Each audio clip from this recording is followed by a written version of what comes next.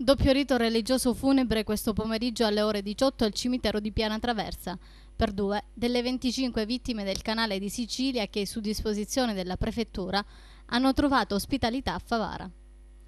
Le esequie funebri saranno celebrati con il rito cattolico e con quello islamico. Alla funzione, che è organizzata dall'amministrazione comunale guidata dal sindaco Rosario Manganella, sono stati invitati anche i sindaci dei comuni vicini e le massime autorità provinciali con in testa il prefetto, nonché i rappresentanti della comunità degli extracomunitari che si sono insediati nell'Agrigentino.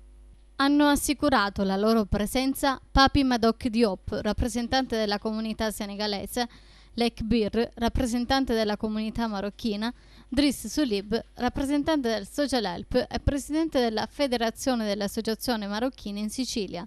L'imam Yassin presenzierà il rito islamico.